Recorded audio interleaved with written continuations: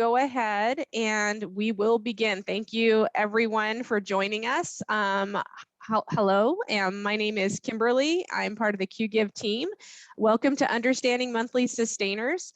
We're happy to have you joining us today. And if you haven't had the opportunity yet to work with us, we're an online fundraising platform dedicated to helping nonprofits like yours raise more money. And part of how we do that is through webinars like this one. So today, our webinar will be about 45 minutes or so with a Q&A portion to follow, leaving us to right around just about an hour or so.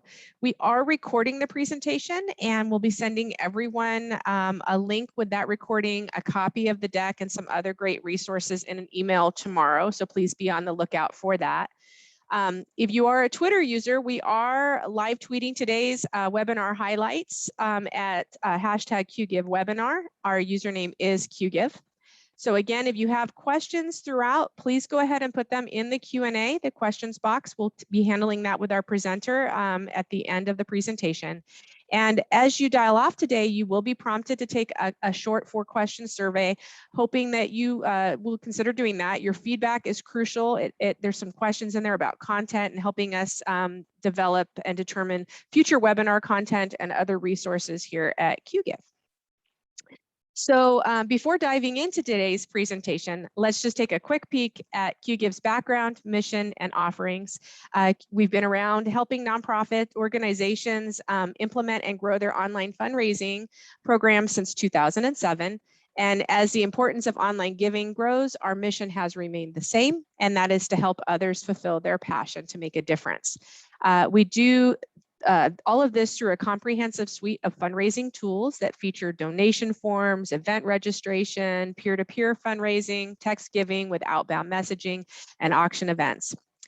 We value our relationships and are proud to connect our network of partners to our nonprofit friends, and that's how we are here today.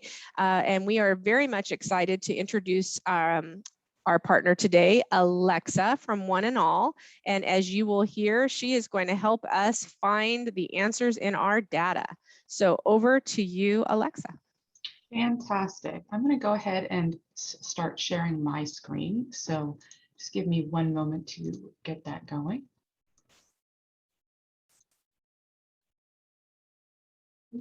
Uh-oh.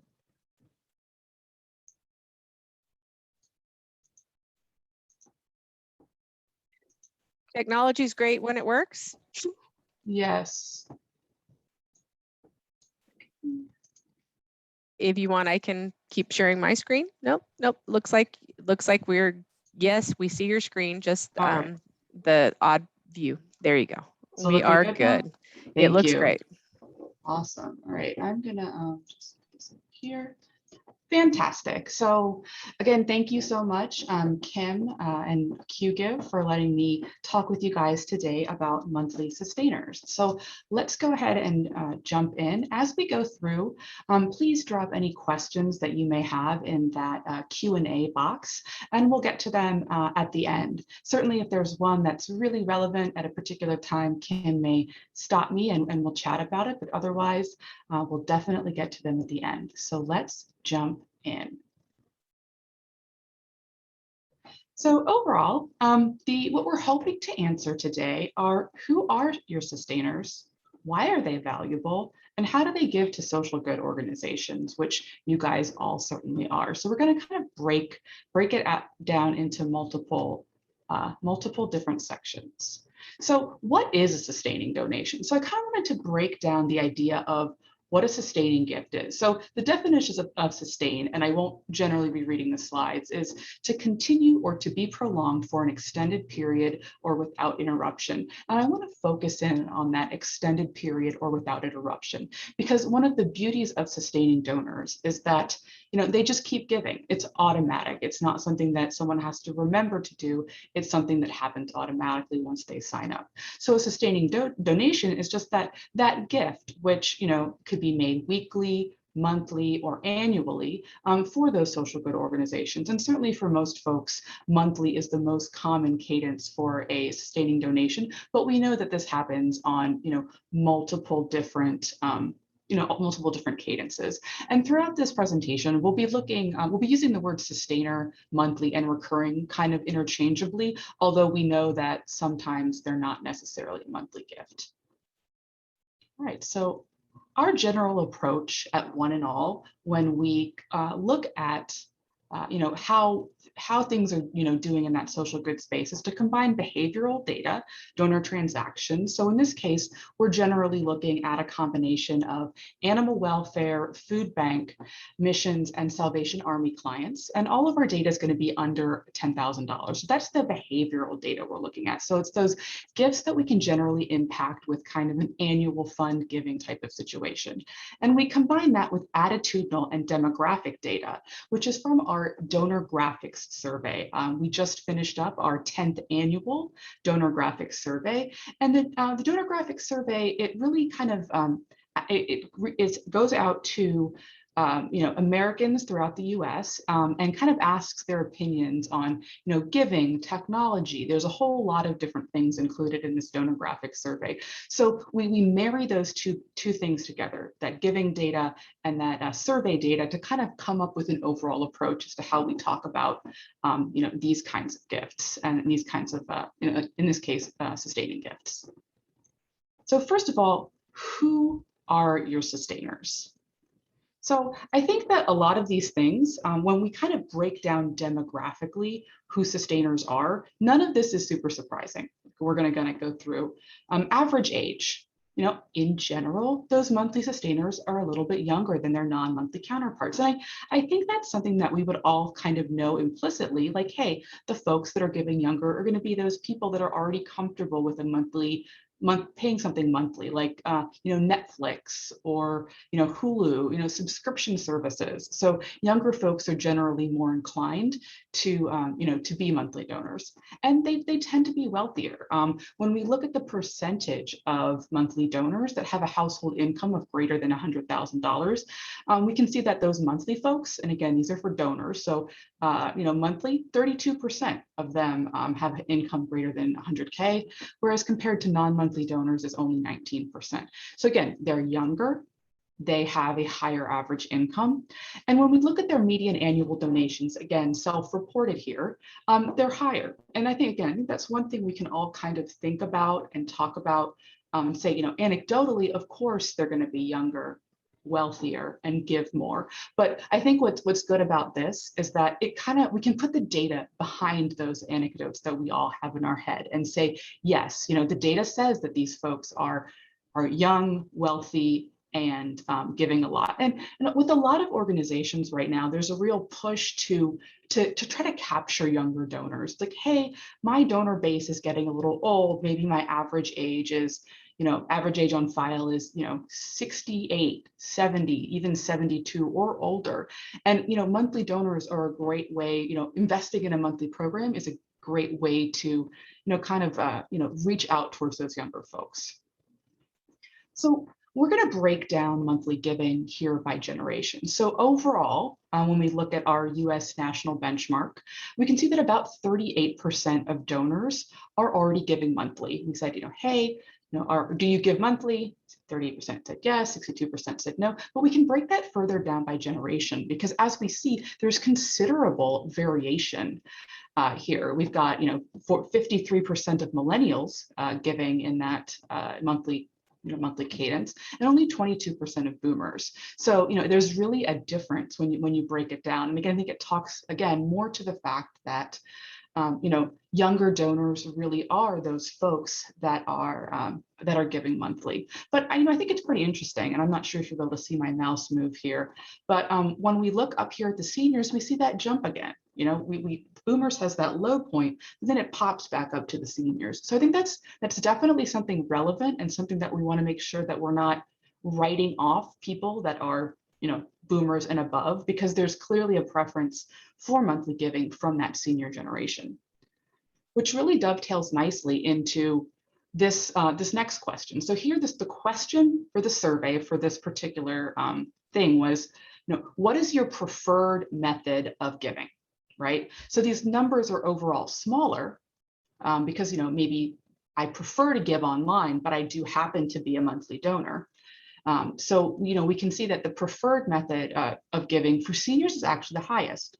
It's only, it's only 8.5%, which means, a lot of them might prefer to be giving online or through the mail. But again, I thought it was really interesting here that we've got this group of folks, which a lot of people don't think of when they think of a monthly donor, who really do have a high preference for it, or at least a slightly higher than, the other generations. So again, I think that it's really important that that anyone who's designing or changing or augmenting their monthly giving program is kind of taking into young, middle and older donors. It's not, you can't use necessarily a one size fits all approach and reach every generation. You really have to make it individual to the donor. So not specifically about monthly, but one of the other things that we look at is preferred channel of giving by age. So, here we see, the average age of all donors in this particular donographic survey was 48, which is fantastic. And you've got those younger donors who are preferring to give on the phone or through a mobile app. And, and I don't think it's surprising to most people that, the male, those who prefer to give through the mail are the oldest. And one of the things I think of when I see this is who are the 37-year-olds who really want to give by phone? I'm not sure who they are. I've never wanted to give by phone myself, but it really does make you wonder who they are. But what we like to see here is that monthly, right? It's 48, which is also the average age of all donors. So, I think it just puts into perspective, how much these different channels, how much age does or doesn't impact them. Like we see male is like considerably higher than monthly donors at 59, but you've got all these others here that are kind of clustered here in the in the mid to late 40s. So again, I just think it's interesting, and I think it puts monthly giving in perspective where it's not the oldest people, it's not the youngest people, between 37 and 59, it's right there in the middle as far as a preferred channel. Right. And this is, I tossed this graph in here because I think it's really interesting. So this is the percentage of US adults who are using at least one social media site by age. And I think what's really interesting here is that we have a really, really long, number of years in this graph. So this is looking at, 16 years worth of data from 2005 to 2021 to say, who, what percentage of people are using social media, because you can see here that those 65 and up was like, at 3% here in 2005, and we're up to 45% in in 2021. And as the percentage of US adults continues to increase, like older adults, there's more of them today than there were 3 years ago. The population is generally aging a little bit. We want to make sure that it's easy for seniors to sign up for monthly giving, because we've already talked about the fact that there's quite a few of them that they have the highest preference of any generation to give. And we want to make it easy for them. Really, like on your website, one of the easiest things that you can do to increase your, your sustainer program is to make sure that on your website, there's a, where there's a donate button, is it easy to make it a monthly gift? Is it like a one click, or do you have to go through, several hoops? The more a person has to do in order to make a monthly gift, the less likely it is for it to happen. So you want to, again, you just want to make it easy for people to sign up, on that monthly gift. And now we're going to kind of hop into why sustainers are valuable. And again, I think this is one of those questions where if you asked yourself, why are sustainers valuable? I'm sure that we would get, as many different answers as there are people on the phone. But at the end of the day, it's because they have a higher revenue per active donor, right? These donors are folks that, they give more, because a monthly gift isn't something you have to, proactively think about. It just happens. It's natural. So, in 2020, we saw that the revenue for those monthly sustainers are 92% higher than those non-sustainers. And, it really means that when you're, putting together your sustainer program, or when you're tweaking it, that you can really put a lot of time and effort into acquiring and converting sustainers because their value is so high. So, it might not have the best return on investment if you look at a campaign, at a specific campaign level, like, oh, well, I only converted 25 donors into a sustainer with this particular campaign. Obviously, that number would depend on how many you were trying to convert, but you have to think about sustainer revenue as being annualized and not something that you're, looking at and, specifically at a campaign, because we know that their retention rate is so much higher. So what this is looking at is of donors who are sustainers versus those that aren't, their retention rate, which means of those that gave the previous year, what percentage of them continue to give this year. And sustainers are retaining at an 86% rate versus those non-sustainers, which are retaining at a much lower rate, 62%. I mean, not that that's a bad retention rate, but certainly it's not as high as 86%. So retention rate has a couple different components. It includes multi-year donors, which are going to be people who have been active on the file at least 2 years in a row. It also includes people who were lapsed but reactivated, and then we figure out, did they continue to give? And then that third component is going to be donors who were new last year. Did they continue to give into the current year? And the biggest difference for these two different groups, sustainer versus non-sustainer, is that second year retention rate.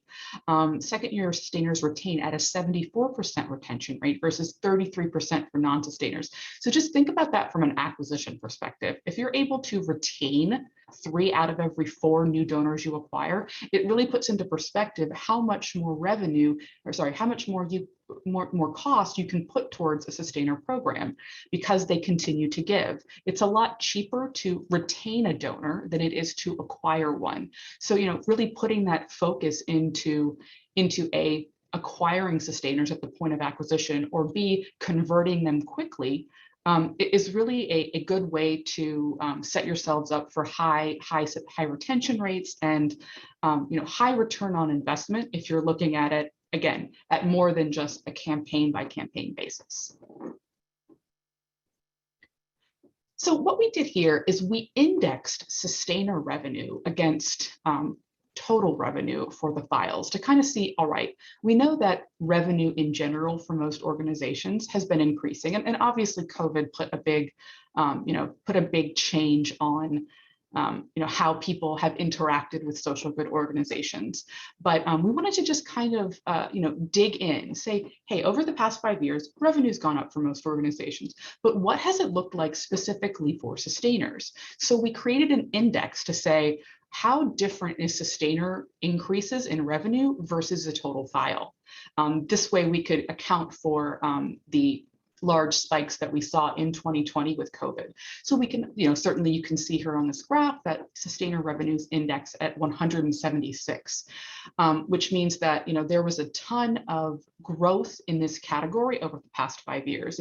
I think that there's a lot of reasons for that. Again, I think it's a lot more social good orgs are really pushing sustainers as an ideal way to, give to an organization. It's also because, again, I think people are more comfortable with a subscription-based model for things, just in general in life. So sustainer is looking good. And, I think that organizations are also getting much better at communicating why sustaining giving is so valuable.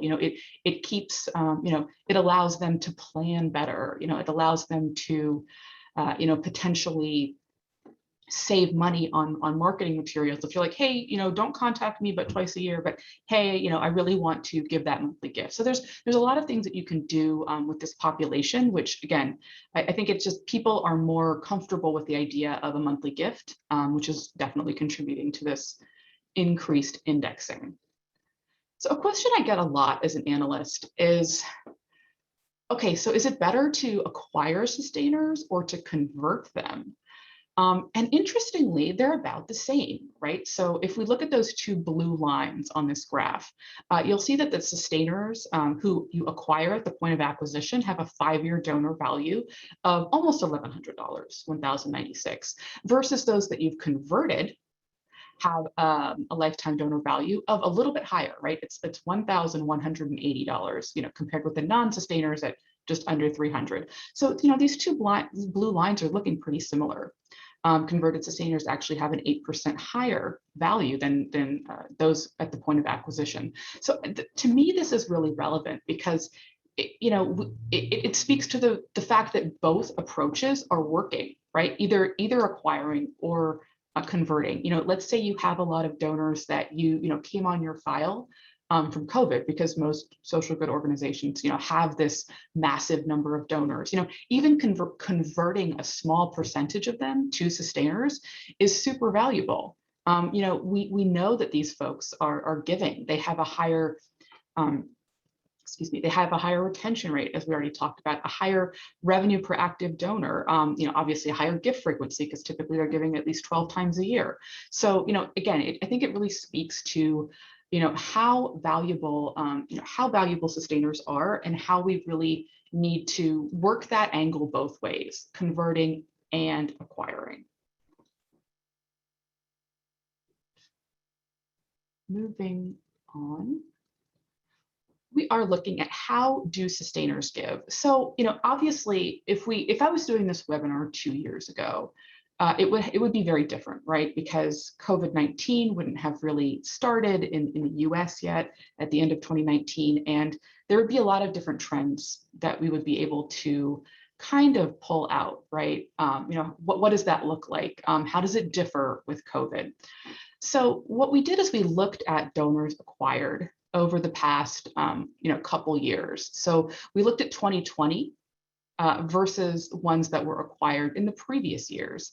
And you can see here that there's a significant difference. 2020 really changed the way that this looks.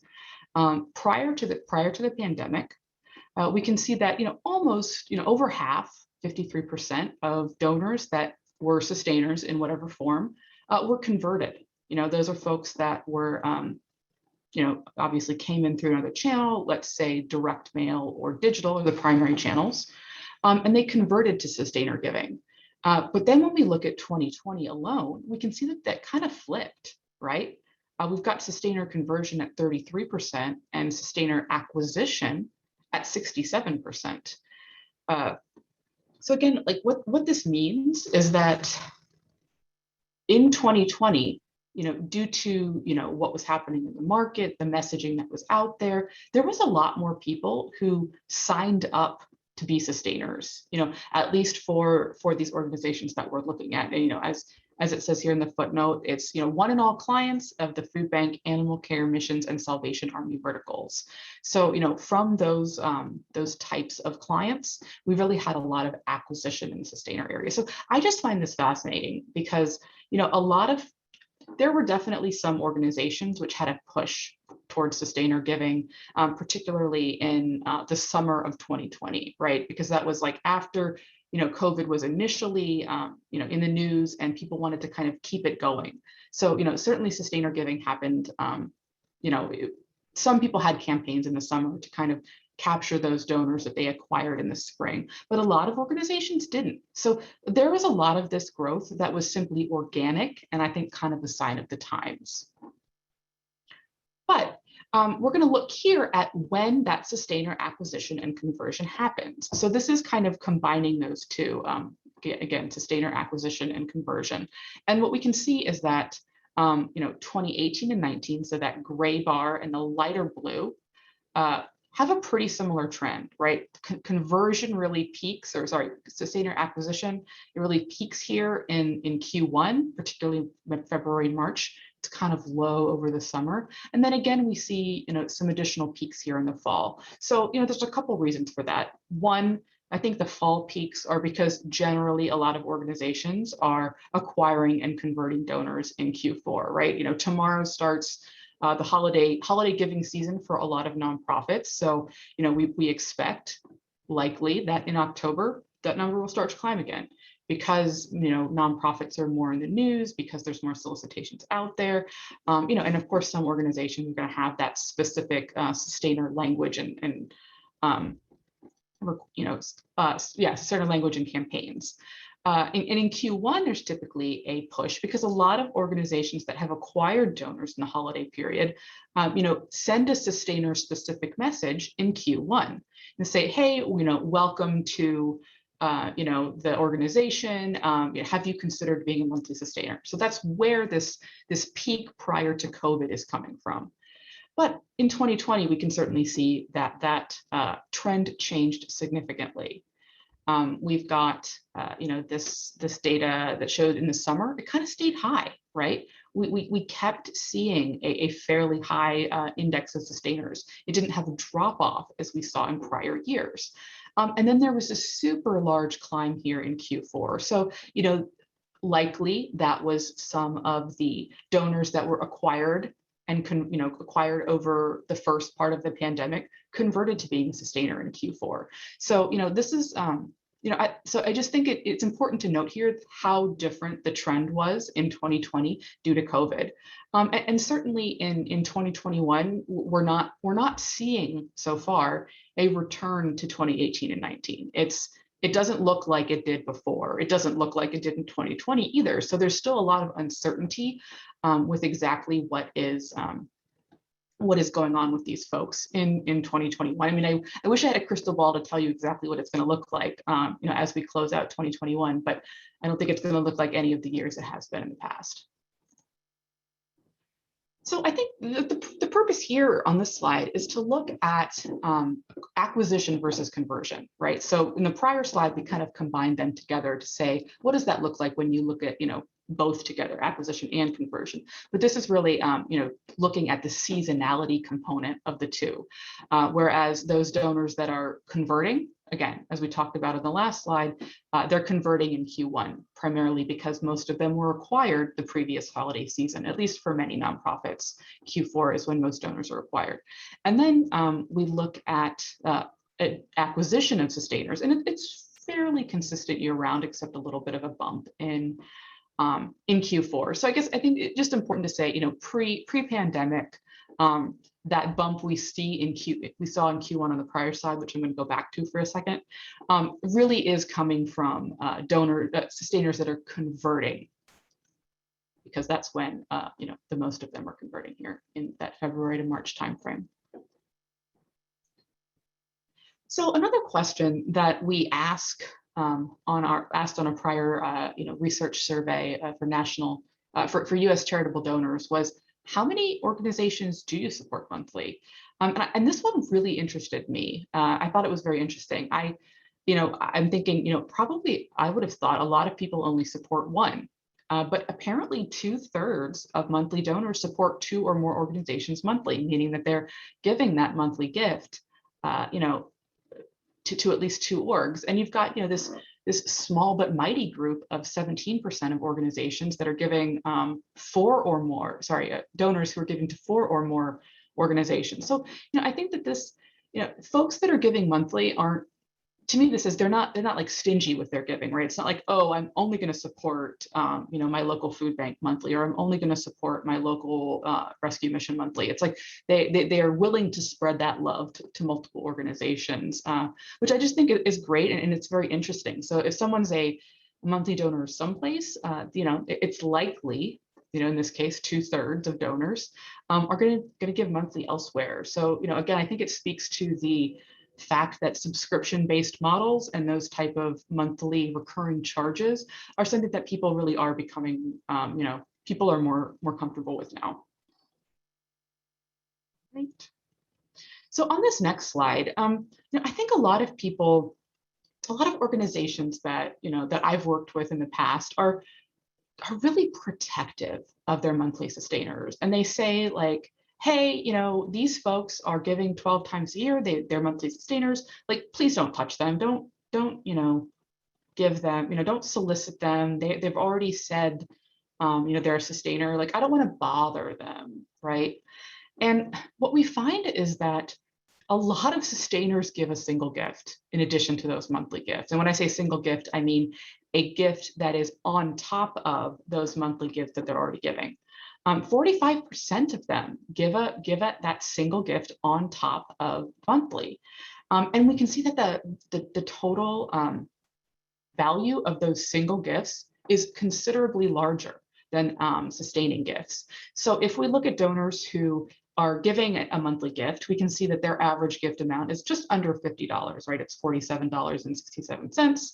And they're also giving that $128 average single gift on top of their monthly gift. So again, I think it's, to me, what this really says is that you don't want to not solicit those folks. Like if someone's a monthly sustainer, they've raised their hand to say, I care, I want to know, I want to make a difference, I want to make an impact. So let's make sure that we're not excluding them from communications. And maybe this population doesn't get every appeal. I mean, maybe they do, but definitely include them in at least in specific set appeals throughout the year. And ideally, if you have a large enough population, you could test and see what is the highest return on investment for this group, depending on what different treatment I give them. Like, let's say I mail them in every campaign.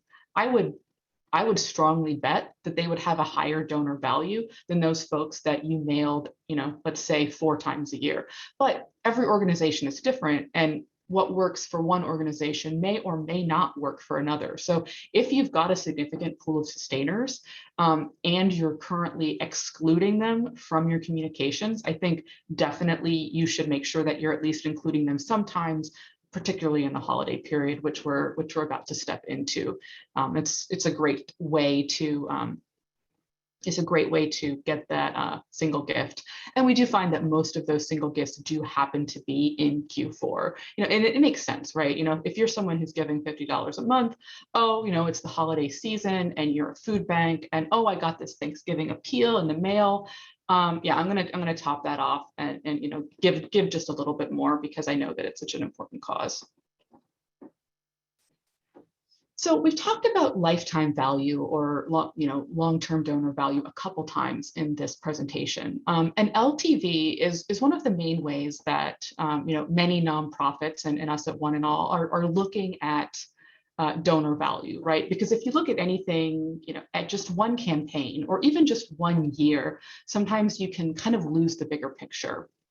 So what we did here is we looked again, the historical 5-year view. So these are people who were new to the file 5 years ago. And we say, all right, we know that their donor value is really high. You'll recall that for sustainers, it was like 1,096 for people who were acquired as sustainers, and 1,180 for those folks that converted. But what percentage of that revenue is single gift versus those recurring gifts? And we can see that single gifts actually contribute about 45% of that overall revenue over the 5-year period, right? So it means that single gifts are hugely important to why sustainers are valuable. Again, I think this speaks to, really why you need to not be excluding them from your communications, because they really do contribute a ton. And if we took out all of those single gifts, like if we just took the gray line off of that graph, your LTV for sustainers would be $633, which, certainly that's a great LTV for a 5-year donor value. But it just goes to show how much of the value is really coming from those single gifts. So we're kind of at the end of most of the content here, but just kind of some summary and conclusions on sustaining donors. So again, we know that monthly sustainers are younger and more affluent versus their non-sustaining counterparts. If you'll recall, we had 32% of them with incomes greater than 100,000, and we saw that their average age was lower. So again, and they have a higher self-reported donor value annually. So again, we kind of know that, I think, all instinctually that these are things, but the data does pan that out. Number 2 is that your older supporters don't necessarily have the highest rate of monthly giving, but they do have a high preference. So it's really important to make all of your communications easy for people to sign up to be a monthly giver, whether that's on a direct mail piece. Is there an easy box to check, right? Because we know that mail tends to skew older. On your website, is it really clear how to give a monthly gift? Is it just a checkbox? Does someone have to jump through hoops to be a monthly donor? Hopefully not. And for most organizations, it is like a single checkbox. But make sure that it's easy. I think when I like to think about older supporters online, I like to think of the easy button, like from Staples, right? Like, is it easy to press? Do I have to think about it tons? No, I just want that. I just want to be able to do it and make it happen. Number three, we've got sustainers have a high lifetime value, whether acquired or converted. So, we saw that, their LTV was, 1,100 or slightly over that. So again, a lot of organizations might get wrapped up in, okay, well, do I need to acquire them or can I convert them? Does it even matter? And the answer is it doesn't matter that much when you're looking at things over the long term. Certainly at the point of acquisition, sustainers might have a higher cost. But again, when you pan that out over 5 years or even longer, honestly, you really see that it doesn't, I don't want to say it doesn't matter, but I think any push that you have for sustainers should include both acquisition and conversion. I think it's like two sides of the same coin, right? You don't want to only do one and not the other because there's just so much out there right now that we can do with sustaining giving. And then finally, single gifts make up a large proportion of sustainer revenue. So, we talked about 45% of LTV is coming from those single gifts. Also 45% of those monthly donors give a single gift on top of their monthly gift. So again, don't exclude them from your communications. Make sure it's all very intentional, and that you have a plan for making sure that they continue to receive the messaging about the impact of their giving, because at the end of the day, that's what most donors are looking to hear. So I think that's pretty, I think that's pretty much the end of the content. I think hopefully we've definitely got some time for Q&A. Well, thank you, Alexa. Wow. That was some great data, and I definitely learned quite a bit from all of that. There are a couple questions, so I invite everyone, if you have been thinking about something, to pop it into the Q&A. Athena had asked a question about, is that bump in June perhaps from Give Tuesday Now? And then she also chatted to share that May 5th, 2020 was the actual date of Giving Tuesday Now. So any kind of thought on that? Yeah, I think that there's definitely some of that. We definitely had some organizations that I'm aware of, like in this data set, that participated in some of those particular campaigns. So I think it's definitely part of what we're seeing. I think it's also just when campaigns are coming out. But yeah, Athena, that's a great question, and I think it honestly, it depends a lot on specifically what your marketing was. Giving Tuesday Now, the more you engaged in it as an organization and really pushed it, the more of a bump you would see. But yeah, it's a great question and observation. And thank you, Athena, for that. Jamie has asked, it's a two-part question. So part one, is there a projection for this year on acquisition versus conversion? That's a good question. I do not have, I wish I did have an answer there. I don't have one. I think it'll be closer to 2020 than it will be to pre-2020. Maybe not 2/3 being acquired as sustainers, but I think it's going to be much closer to that than it was prior to the pandemic. Again, just because I think sustaining giving is more, it's just more, it's out there more in the marketplace right now. Gotcha. The second part of that question was, should we have a focus on one versus the other? I don't think there's a right answer, because if I were designing a marketing plan for a nonprofit, I would be doing both. I would say, like, if you're starting from scratch and you have nothing, I think that there's definitely some quick win things you can do, right? I mean, you could certainly make sure it's easy to give. I think I probably blew in the face on that one, but is it easy to sign up to be a sustainer? So a quick website audit, get someone to go on your website. Is it easy to make that sustaining gift? And then I would make sure that you could test into language in any appeal, whether it's a paper appeal or a digital appeal or something else that speaks to sustainer giving. I don't know that you really just want to throw sustainer language on every appeal, but make it available on every appeal so that that conversion the organic conversion, if you will, can be as high as possible. Jamie followed up and said, we are planning to launch a branded official monthly giving program. Any advice on rolling and channels to focus on? Sure.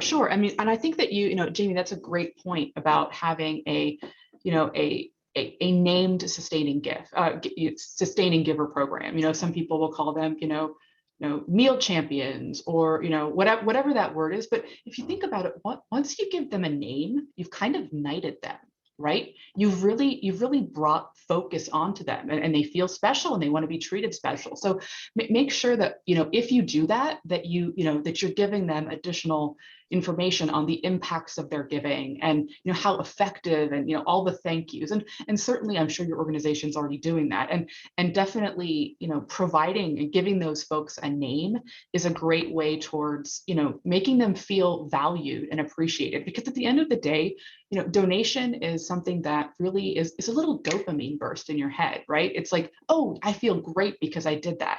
And you want to make sure that that feel good feeling follows donors as long as possible. So yeah, I think that's a great idea. I would focus on the channels that, you're already doing well in, right? Like, do you already have a strong digital presence? How is your what do your online ads look like? Make sure that it's easy there.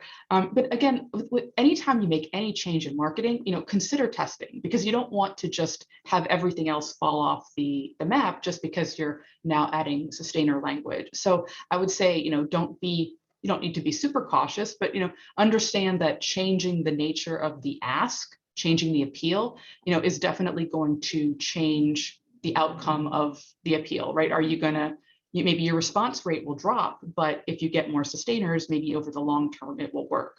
So I certainly think that having sustainer language on appeals is a great thing, whether it's email or whatever you're doing online with your paid media. And just so you know, I think it's great minds think alike, because Jamie shared that they actually did name their program CHOC, Heroes of Hope. So the Heroes of Hope have been knighted. Love it. So there are a couple questions that were submitted for folks that weren't able to participate today. So I'm going to go to those, but if there are other questions, please put them in the Q&A. So what is a good benchmark for sustainer revenue? Oh, that's a really good question. So I think a lot of organizations will ask me, well, like, what percentage of my revenue should come in through sustaining giving? And there's no real right answer. I mean, certainly, we see some organizations at 5%. Some are at 20% or even more. I think a good goal for many organizations that aren't, that maybe are just starting out with regard to their program, get to 10%. Feel comfortable at 10%. And then reach for more. So yeah, I think it depends on what sector you're in, how much you're pushing sustaining giving, and remember that the best benchmark of success is looking at the past performance of your organization over time. So do you have more sustaining gifts today than you did last year at this time? Do you have more than you had 2 years ago at this time? Is it growing incrementally and strongly and in concordance with what you're spending and what your organization's goals are? So I think as long as those things are moving in the right direction and there's a clear understanding on that development team as to what our goals are for sustainers, then you're succeeding. That's a good answer. What is the best way to get more sustainers? I know we've covered a little bit, but any additional thoughts or? I do think we've covered that one pretty well. But again, I think the first step is make it easy and make it obvious on your website. So as long as you've got those two things down, I think you're moving in the right direction. And I know you talked a little bit about not overloading for the single gift, but which appeals should you include sustainers in? Oh, that is a good question as well.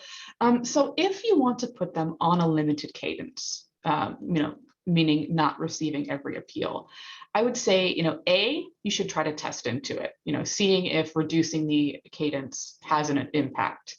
Assuming it doesn't, and again, that will depend on how many appeals they're already receiving. So, I've worked with organizations that have 22 appeals in the mailbox a year, which is on the higher side, and there are some which might have 6 or 8 or even fewer. So I think the appeals that you put them in is going to depend primarily on what your overall cadence looks like already. But let's say you've decided to reduce their cadence. I definitely think that year end, holiday year end is an ideal time for fundraising in general. So that's one. And then I would probably pick the 2 or 3 additional appeals throughout the year that have a good return. Like, what the appeals are that work best for your organization are. And those are the ones I would certainly drop towards those sustainers. Maybe it's a spring appeal. Maybe, if you're a faith-based organization, perhaps it's your Easter appeal. So, I think it's going to depend specifically on what is most relevant for your organization in terms of its mission and messaging. Gotcha. Thank you for that. Jessica has asked, what are the best practices for asking sustainers to increase the amount of their monthly gift? Or do organizations instead focus on asking for single gifts on top of the monthly gift? Oh, that's a really good question. Let's see. I honestly don't see a ton of organizations specifically asking for a higher monthly gift. I think often it comes as either it's organic and someone's like, oh my gosh, like I think to myself. So I am a monthly giver to my local food bank. And, in 2020, I called them up on the phone and said, oh my gosh, I'm so sorry to bother you, but like, I really want to increase my monthly gift to the amount I increased it to, I'm so sorry to bother you. Can you please do that? I know you're so busy. And they're like, no, it's great. Right. So like, I think a lot of it is probably organic, people deciding, because I don't see that ask a lot in the marketplace. But I think it would, make it easy, when you send, a monthly statement or an annual statement to your donors that are giving monthly, I'd say, hey, if you're interested in this, here's how you can do it. Whether that's calling the development office or sending an email to a certain person, that's what again, you want to make it as easy as possible, but obviously you don't want someone to have to like log in and change their monthly gift. That can get all confusing, and what does that even mean as a donor? I don't know what I'm logging into. So again, I think just making it easy. And if you did want to do that ask, I think it's an interesting thing. I would personally test it, right? Like, test a small portion of your sustainers and say, hey, we know that you're giving X, would you consider giving Y? I think you might see higher gifts, but I also think you might have a little bit more of a drop off in sustainers than you would have otherwise. Yeah, and Jamie had shared that for that question, that they use mid-level gift officers to make that kind of upgrade ask. And I've heard of, I think a nonprofit shared recently that they just do a roundup. So if you're doing 50, they ask you, can you consider going to 55? I mean, it's not a huge ask. It's just kind of rounding up. So it looks like, unless anyone puts any other questions in the chat, that we're done early. So Alexa, thank you again for sharing all this great information. And thank you everyone for joining us. We will be again emailing a copy of the presentation and a recording today. So if you weren't able to write down all those statistics and you want to see them or share them, so look for that email tomorrow. If you would like to reach out to either the QGIV team or the One and All team, the contact information is here. That'll also be in that email. So as you're dialing off, please don't forget to take our survey. We truly hope that everything we covered today helps you improve your email and your engagement with your sustainers via email, digital marketing, whatever medium that you use. Thank you again, and we will be in touch. Thank you, everyone. Thank you, Alexis. Thanks, y'all. All right.